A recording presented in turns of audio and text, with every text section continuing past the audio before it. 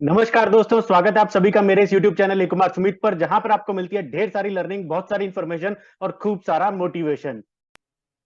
दोस्तों, आज हम एक्सेल के ये 5 फंक्शंस कॉलम्स, रोज और लार्ज, इन 5 फंक्शंस को देख लेते हैं।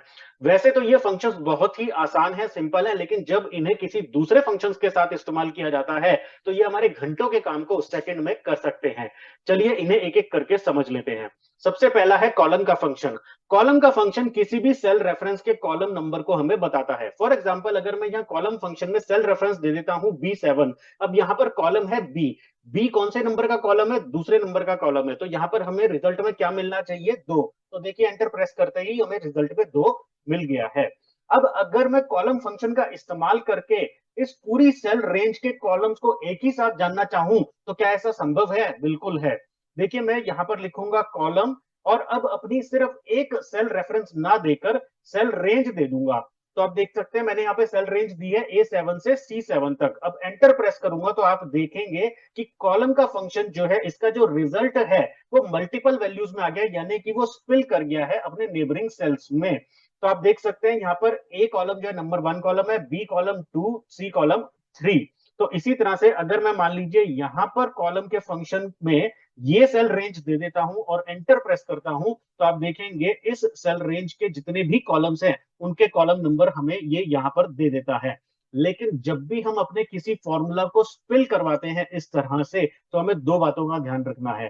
पहला तो ये कि देखिए अगर आप इनमें से किसी भी वैल्यू को मैन्युअली चेंज कर देंगे तो आपका स्पिल फॉर्मूला बिगड़ जाएगा।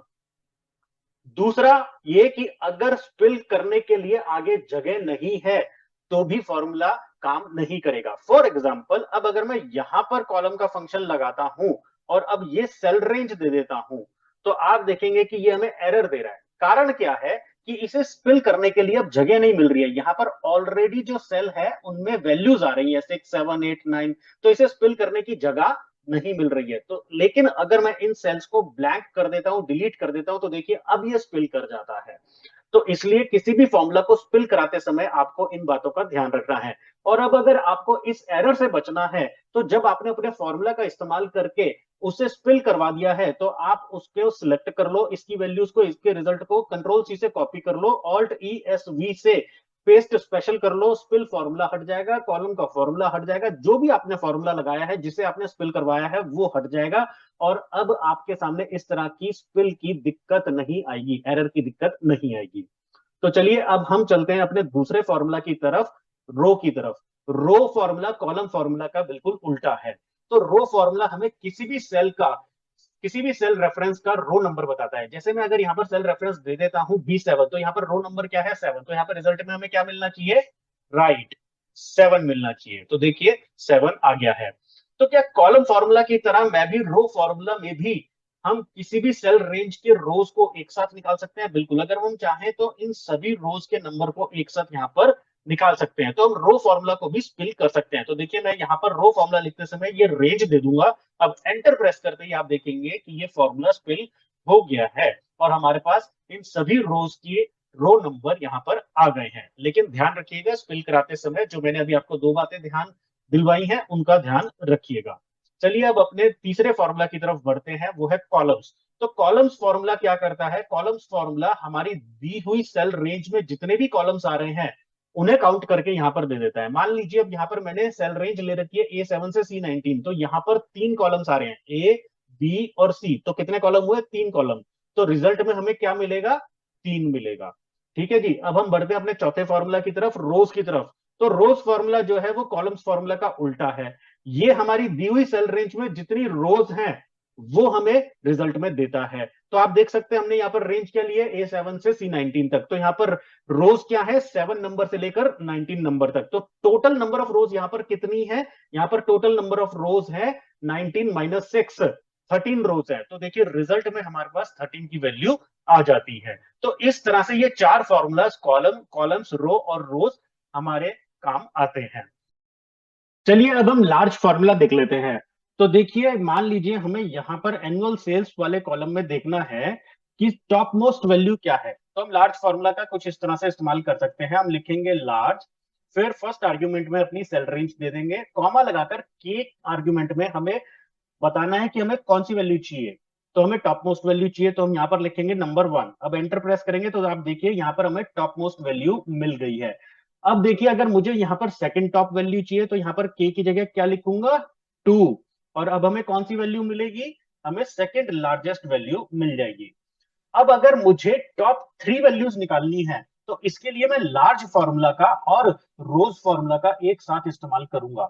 देखिए कुछ इस तरह से, तो मैं लिखूंगा लार्ज फॉर्मूला, अपनी रेंज सेलेक्ट कर लूंगा, इसको फिक्स कर दूंगा, कॉमा देकर जो के आर्गुमेंट है इसकी जगह मैं लिखूंगा रोज का फॉर्मूला। अब रोज के फॉर्मूले में मैं यहां पर रेंज क्या दूंगा वो देखिए।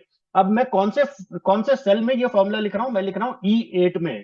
तो यहां पर पहले दूंगा मैं E8 और इसे फिक्स कर लूंगा, E8 से E8 तक, लेकिन इस सेकंड वाले पार्ट को मैं फिक्स नहीं करूंगा।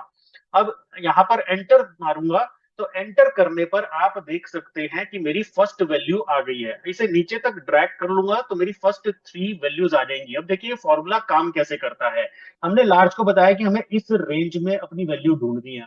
केथ वाले में हम रोज का इस्तेमाल करके हम बता रहे हैं कि देखिए यहां पर आप देखेंगे कि हमने क्या दिया था, रोज का फॉर्मूला दिया था, E8 लिखा था, है ना, E8 लिखा था और इसे फिक्स कर दिया था, फिर हमने E8 लिखा था।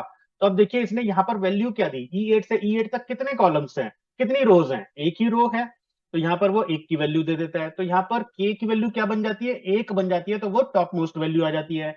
अब ये जब नीचे तक ड्रैग होता है तो अब देखिए यहां पर E8 से E9 हो गया है, तो यहां पर कितनी रोज हो गई, 8 और 9, 2 रोज हो गई। तो यहाँ पर सेकंड टॉप वैल्यू के लिए हमें क्या चाहिए था, के की वैल्यू 2 चाहिए थी, तो यहाँ पर 2 वैल्यू आ जाती है। ठीक है ना। अब हमें यहाँ पर देखिए रोज का फॉर्मूला जब नीचे ड्रैग होता है तो E8 से E10 कितनी रोज हो गई, 3 रोज हो गई। और हमें यहाँ पर थर्ड टॉप रो यानी कि सॉरी थर्ड लार्जेस्ट वैल्यू चाहिए, तो यहाँ पर 3 की वैल्यू चाहिए। तो ये जो रो का फॉर्मूला है यहाँ पर ये 3 की वैल्यू रिटर्न कर देता है। तो इस तरह से लार्ज और रोज का फॉर्मूला मिलाकर हम टॉप 3 वैल्यूज, टॉप 5 वैल्यूज, अब मैं अगर नीचे तक ड्रैग कर दूंगा तो ये टॉप 5 वैल्यू दे देगा। देखो आप ये टॉप 5 वैल्यू हमें यहाँ पर दे दी है। तो इस तरह से हम इन फॉर्मूलाज का इस्तेमाल एक दूसरे फंक्शन के साथ करके अपने घंटों के काम को सेकंड में कर सकते हैं।